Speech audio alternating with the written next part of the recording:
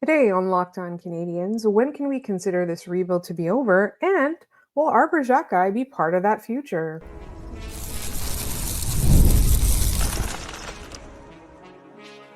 You're Locked On Canadiens, your daily podcast on the Montreal Canadiens, part of the Locked On Podcast Network, your team every day. Hi there, everyone, and welcome to another episode of Locked On Canadians. I want to thank you all for making us your first listen of the day every day. As you know, we're free and available wherever you get your podcasts, as well as on YouTube, as part of the Locked On Podcast Network, your team every day. And this episode is brought to you by Monarch Money. Take control of your finances with Monarch Money. Use code LOCKEDONNHL at monarchmoney.com for 50% off your first year.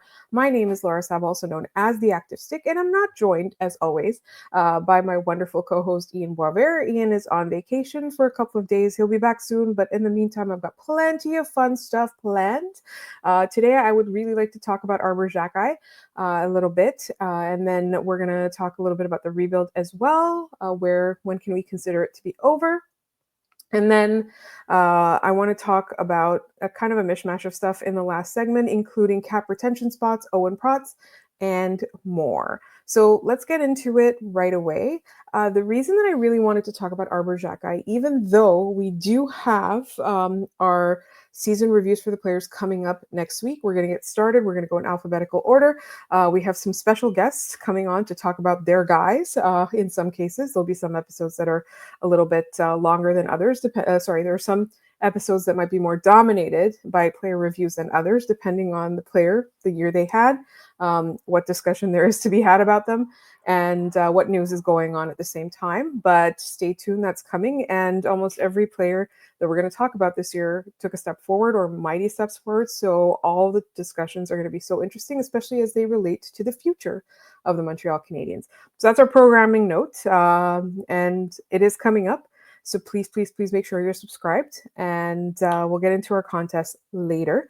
So let's get into Arber Xhekaj. Like I said, we will be doing more of a full player review later on in the coming weeks.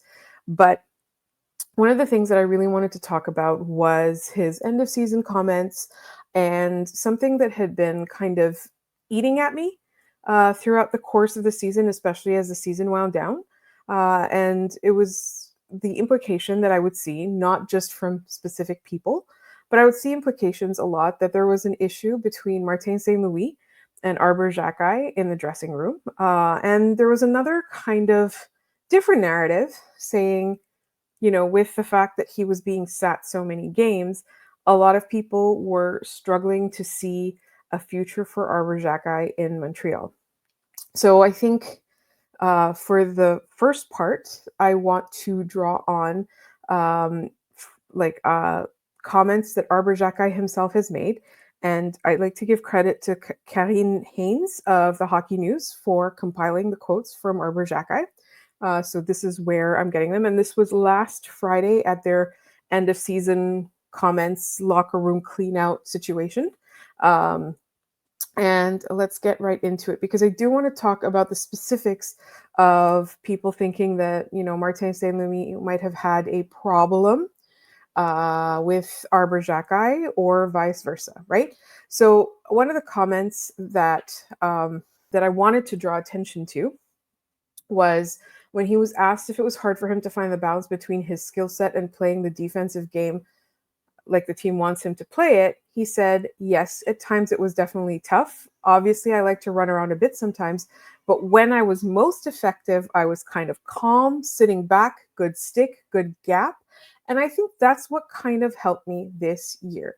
So I think the skill set that we're talking about is obviously the one that he's most associated with, which is punching faces. That is really what our beloved Arber Xhekaj is associated with. But I think that does him a mighty disservice if we just kind of focus on that aspect. And especially as the narratives about, the Canadians need toughness, so he should be in the lineup to deter Tom Wilson or whatever. I don't really think that's the case. I think that he's able to play tough without unnecessarily going overboard. And I think that when he does that, it's very effective. And what I think is really important about that quote itself was he talked about how hard it was for him not to defer to his let's say, most pronounced skills. And he talked about he was most effective when he was calm, good stick, good get, right? All of the things that we want to see from Arber Xhekaj, while at the same time watching him play that way, he's also still able to pester opponents to the point where they lose their heads at him and he gets to draw a penalty, right? And as we've seen throughout the course of the season, my co-host loves to point this out. Every time there's anything going on, there's even like something remotely close to like a face wash or something going on the ice, immediately two officials will immediately find Arber Xhekaj and restrain him and like gently escort him away, right? So they will allow other players to absolutely maim and kill each other as long as Arber Xhekaj has two guys on him. So he's also being prevented from getting into situations like that.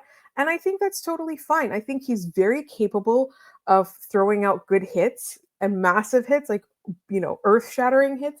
And I think that the way that he plays defense when he's sticking to those basic principles is very, very effective. So I really don't think that he's played himself out of the Canadiens lineup or that there's no future. It's just that there are so many left handed defensemen on the team. There's a lack of spots for all of them. And there's a need for right handed defensemen as well. So I think it's really, really important to kind of focus on the growth that he has. And I didn't do the same math that my co-host does. We will get into all of those, number reviews. But this is the year where he's played the most games. And yes, it's true. We don't like plus minus as a stat. We don't think it tells the full picture. This is, his worst season in that regard. He's played 3 seasons. He's played the most games, and he played so many games that we got so caught up in the games that he was being sat towards the end of the season and early in the playoffs. But this is obviously, like, this year it was incredible. And if you look at his, I would say, rate of being penalized versus time that he's been on the ice, it's massively improved from year 1 and year 2, which was a little bit better than year 1, and year 3 is a massive improvement over the last couple, right? So I really think that it's important to note that he has been able to kind of not change his game, but change the focus of his game, right? So that's one. I do think that there's a place for him. I think, it's just tough because there's other defensemen, but there aren't that many defensemen like him that are available to the Montreal Canadiens, right? So one thing that I do also want to talk about, there was a lot of discussion, obviously, about Martin St. Louis not being a fan. And he said, this is what Arber Xhekaj said. Yeah, it was great. He helped me. We idolize him in the room and he's our leader. He helped me a lot this year with balancing, towing the line, and all that stuff. Sometimes it's not to cross the line, and he keeps me behind the line a little bit. We have a great relationship and he helps me every day pretty much. So contrasting this to, even when the Canadiens were getting close to clinching but falling short, or after the first, I want to say the first 2 games of the playoffs, yes, because he was out two games and they played him in game 3. There was a lot of talk, and the media kept challenging Martin St. Louis as well. Like, why aren't you playing Arber Xhekaj? They asked questions so many times that ended up, making Marty a little bit testy, and him saying, I know the question you're asking me.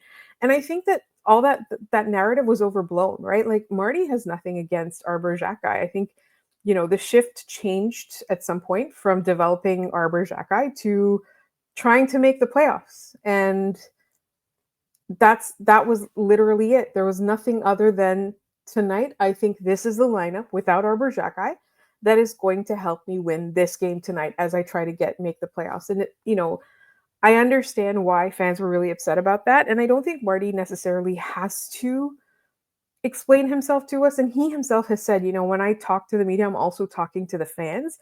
But sometimes I think he just gets a little bit testy because the media question him on things like this. And I think he's kind of aware of the narratives that exist. But anyways, like, I think that I want to thank Karine Haynes for her article on the Hockey News, including all those quotes. But I think this should put to bed that narrative. As to whether he has a future in Montreal or not, he still has 1 year remaining on his contract. So it's not really this year that was going to make or break his potential to stay. I think it's next year. So we'll see what happens with that. But I really wanted to bring this up because there were so many narratives, not just, not just in our mentions. We saw it all over our TikTok comments. We saw it all over social media. We saw a lot of questions about it, right? Like even our mailbag questions would say, like, what does Marty have against Arber Xhekaj? Absolutely nothing. Everything's fine. Absolutely nothing. It's not that deep. Everything's going to be fine. And Arber Xhekaj, I think next year really has a huge opportunity to prove that he still belongs here, and that physicality that he brings, he can keep it reined in, like he said, that balance, towing the line, keeping it reined in. And I think he can be really, really effective next year, even if there's people nipping at his heels. And we're going to get into that a little bit later. But first, I want to talk about when the rebuild is over, because again, that's another kind of narrative that's been floating around. Today, I feel like I'm addressing narratives. That's the theme of today's episode. So it's coming up next. You just realized your business needed to hire someone yesterday. How can you find amazing candidates fast? Easy. Just use Indeed. When it comes to hiring, Indeed is all you need. Stop struggling to get your job post seen on other sites. Indeed sponsored jobs put your post at the top of the page and help you reach the right candidates faster. I've been in that spot where you need the right hire, like yesterday. The pressure's on, and every day without the right person is a setback. That's exactly when Indeed sponsored jobs come in handy. They make sure your post is seen by the right candidates right now.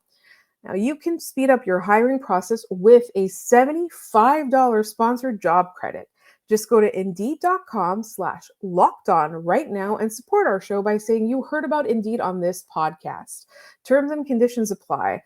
Let me repeat that again. You'll get a $75 sponsored job credit if you go to Indeed.com/locked-on right now and let them know that you heard about Indeed on this podcast. Terms and conditions apply. Hiring, Indeed is all you need. All right, let's get into the rebuild, because I've been seeing this as well a little bit. Just because the Montreal Canadiens have made the playoffs, that does not mean the rebuild is remotely close to being done. I think that, the comments from Jeff Gorton and Kent Hughes, I keep trying to say, I don't know why the words that are coming out of my mouth are constantly Jeff Hughes and Kent Gorton. I don't know what it is. Anyway, they held their underseason presser, obviously, on Monday, and there was a lot of talk about accelerating timelines and things like that. And then, people are talking about what the Canadiens should do with picks 16 and 17. Should they package them for help right now? Is it a win now season, et cetera, et cetera? And whether the Canadiens trading for immediate help means the rebuild is over. I don't think so. So again, I read a lot of this stuff. I'm following Montreal Canadiens news, rumors, debates, narratives all day long. Somebody pointed out, they mentioned that they're still in rebuild. I think that you can be in a win now mode and also be in a rebuild. And let me explain that for a second. So people are very nervous about mortgaging the future for immediate help. And I completely get that. And I completely understand, right? So we talked in our episodes yesterday and before, all throughout this year, that those picks 16 and 17, wherever they happen to land, we now know where they are, that they would be traded for somebody who can help them immediately. And I think that there's a little bit of a difference when we say immediate help and we say win now mode. I think immediate help can be a young player with plenty of time left in their career and can be part of this core in the coming years, but is an established NHLer, right? I believe that when they went out to get Newhook, the intention was to get a player who can grow with the Canadiens. Like, the intention was for Newhook to be part of the future, not for him to be around for a couple of years. Like, I truly feel that that's what the idea was behind that. I think it was the same thing with Justin Barron. I think that even with Patrick Laine, like, we forget, like, yes, he's been around for a long time, but he's still so young. He's still incredibly young. He's 26 years old. So I think there's a huge difference between doing that and then going out at the trade deadline just before a playoffs where you're expected to go far and getting some guy with just the remainder of that year left on his contract, right? Like rental help is not the same as immediate help. And I think people always confuse that. And just because the Canadiens trade those picks doesn't mean they're necessarily mortgaging the future. They have so many prospects, they have so many picks, an incredible number. And you know what? It's possible that they trade those to move up as well. Might not be immediate help. But I really do think that what they are trying to do right now is trying to look at players that are already in the NHL in that same age range, in that same young age range, but they're already in the NHL. They need a change of scenery, and the Canadiens believe that that person can be part of their future. Because if they're going to pick people now that are going to develop over the next 2 or 3 years, it's too late. The Canadiens are going to start. They just started making the playoffs, and they're like, if the rebuild is going according to plan, they should be doing that next year and the year after and the year after as well, right? They're looking back, like they've left trying to make the playoffs in the dust. Now it's trying to get far in the playoffs, trying to win a round, learning from a second round loss, maybe learning from going far, maybe learning from losing in the conference final, right? So I feel like people getting nervous about the Canadiens trading those picks. It's not something to worry about. Like, I don't think that they think that they are ready now. I think that they know that there's still so many things to do. And they said as much. Like, literally, Jeff Gorton said that there's not a part of our lineup that we don't want to improve right now. And I think we kind of have to take their word for it. Which brings me to the question that I was trying to answer at the beginning, which is, when is the rebuild over? We'll know the rebuild is over when the Canadiens are happy with where they are at all areas of this lineup. And when they do go out and get immediate help for a playoff run, it is either at the trade deadline or at some point in the offseason for a guy that has like maybe a year left on his contract, that takes you from being a complete lineup to one that is over the edge better, right? Like, the guy that you're getting is pushing you over the edge. You're going from good to great. And to be honest, like, even though the Canadiens were really fun this year and everybody had improved this year, there was just so much to be happy about, including some of the things they did in the playoffs too, right? Keeping up with the Capitals, that game 3 was phenomenal, all of that kind of stuff. Like, you can look at all of that. You can look at all those improvements and just think about how much better, how much room there is for them to get better, right? So again, the rebuild is not remotely close to over. The rebuild doesn't end when you make the playoffs. The rebuild ends when you either win the Stanley Cup or you spend a prolonged period of time where you're a perennial Stanley Cup threat, right? I'm looking at a Colorado. I'm looking at a Dallas. I'm looking at teams like that. I will not be saying the team that we think that you're thinking of right now. Just because they're up 2-0 in their series doesn't mean that they're going to win the Stanley Cup, doesn't mean their rebuild was successful. They had a lot of cap issues. They had a lot of choking issues, so we're not going there.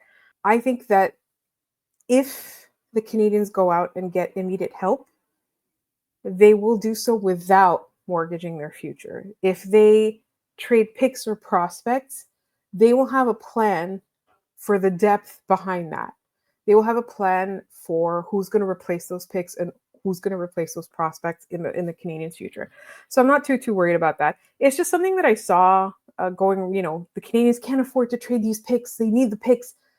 I don't think they do. I think they need to make the right decision for them. Like, who's going to be part of this core 2-3 years from now when they are that perennial cup contender.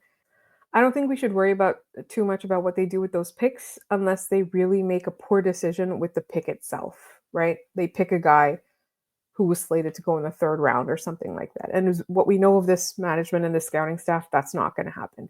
All right. In our next segment, I have some odds and ends, but I did want to talk about cap retention spots, and that's coming up in just one moment here on Locked On Canadiens. Ever check your bank account and wonder, where did all my money go? Between dining out, online shopping, and entertainment, it is easy to lose track. That's where Monarch Money comes in. Your personal CFO giving you full visibility and control over your finances. Monarch Money isn't just a budgeting app. It is a complete financial command center. You can track all your accounts, investments, and spending in one place so you stop just managing your money and start building wealth. When I started using Monarch, I realized how much I was spending on food delivery You don't want to know. And now I budget smarter and I save more. Instead of juggling multiple apps, you can use Monarch Money to check your finances, track your spending, and even plan long term goals. That all in one efficiency is fantastic. Managing money with your partner also is smoother than ever. You can track shared and personal accounts, set goals, and stay on the same page without the stress. Take control of your finances with Monarch Money. Use code LOCKEDONNHL at monarchmoney.com for 50% off your first year. That's monarchmoney.com, code LOCKEDONNHL for half off your first year.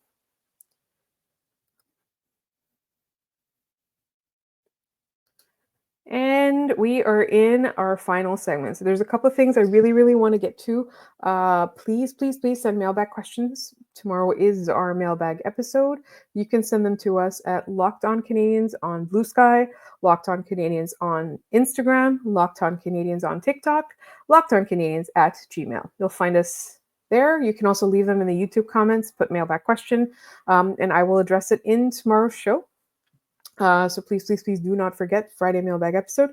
Also, there's a contest that we have. So if you subscribe to the podcast on YouTube, Ian is giving away some of his precious Habs stuff. There's a signed picture of Josh Anderson and a signed picture of Arber Xhekaj. All you need to do is make sure you're subscribed on YouTube and put contest entry. As soon as we hit 4,500 subscribers, the Josh picture gets sent out to somebody, and as soon as we hit 5,000 subscribers, Arber Xhekaj gets sent out to somebody. All right. Also, real quick, Montreal Victoire playoffs start tonight. Make sure you are watching. Make sure you are supporting. It is an exciting time. So super important. Also, real quick, everything is a real quick update. Owen Protz was signed to an amateur tryout contract by Laval today.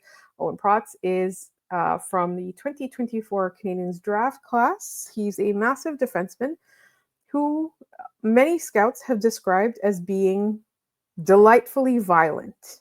So if ever the future does not include Arber Xhekaj, there's a possibility that 3 or 4 years from now, Owen Protz might be in the lineup. In the meantime, he did sign an amateur tryout with Laval, and he would be going back to, I believe, the Bulldogs once he's done. Well, once the season starts next year. All right. One of the things that I was doing while I was getting ready for the show was looking up Tage Thompson's contract. Why was I doing that? Because people keep coveting him in Montreal. He is signed until 2030, and there's no denying that he's a fantastic player. I'm just not sure why there's so much fascination with him here in Montreal. Like, there's a lot of problems with this lineup. When I say problems, I mean more, there's a lot of holes in this lineup. I'm going to put it in a much nicer way. There's a lot of holes in this lineup. But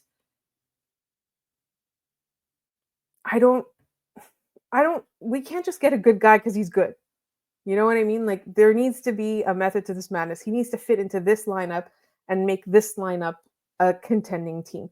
And again, like, he's a phenomenal player. I just feel like there's more pressing issues that the Canadiens need to figure out. And so there's other guys that they need to be focusing on getting if they're going to be giving up assets and trying to get someone. Anyways, so I was looking up Tage Thompson, and then I went into the Montreal Canadiens Puckpedia page and realized, or had forgotten over the course of the season, that the Canadiens have 2 cap retention spots taken up currently. And both of those come off the books. So $4.26 million come off the books in July. So I was wondering what the Canadiens should do with that. And if you'd asked me this a year ago, I would have said you should retain salary on Josh Anderson and get rid of him. You should retain salary on Brendan Gallagher and get rid of him. You should retain salary on Christian Dvorak and get rid of him. You should. That sounds really harsh. I love all of these players. I was not happy with their performance up until the beginning of this year, where they all turned it around. Again, I want to plug our player reviews that are coming up because there's a lot of fun, exciting stuff in that. So what do you do with that? And I think Yoel Armia was another person I had my eye. The Canadiens trade-away list was long for me. I think what you do with that is you use it to launder money for someone else. And by that, I mean, be part of a three-way trade for a guy, retain his salary, trade the guy to somebody else, and get benefits in return. I think that is the most efficient way to use that. And I think that they have salary cap room, especially with the cap going up. I know they're probably not going to be the only team looking to do this, but since the Canadiens are still a few steps away, I really do think that they're going to be able to get benefits out of this. I'm trying very hard not to say the name that I want to say, so I'm going to keep quiet. You guys all know who that is. So anyways, that's just my idea, is become a money laundering franchise for the next couple of years, retain salary cap for other people, and get benefits out of it. I don't even know what the benefits should be. Like a young prospect, another pick? I don't think so. I think it should be a player or a prospect that's ready to make the NHL. How about that? All right. So that's it for today's episode. Sorry, it was very rushed and very, very quick. I do have our trivia answer for yesterday's trivia. And the question was, sorry, let me go to the question first. The question was, Ken Dryden was the last Montreal Canadiens who won the Calder. Who won the Calder before him? And I'm just going in to see, because we did have the correct answer from David Waddy, 8311, and the answer was Jacques Laperriere. So trivia, I did not have time to come up with a trivia question, but I promise you I will do so in my co-host's absence. I promise I will try to make sure the episodes are as consistent as possible. So I do apologize for not having trivia, but it will be back at the end of tomorrow's episode. So shout out to David, who got the answer. In the meantime, please make sure you are subscribed to this podcast wherever you get your podcasts, as well as on YouTube. I promise you, Ian will be back very, very soon for much longer. And you'll find us wherever you get your podcasts, on YouTube at Locked On Canadiens. You can also find us on TikTok at Locked On Canadiens, on Blue Sky at Locked On Canadiens, on Instagram at Locked On Canadiens, and Gmail Locked On Canadiens. Send me mailbag questions so I won't be all alone. Make sure you support the Victoire in their playoff run. And I will talk to you all on Friday with that mailbag.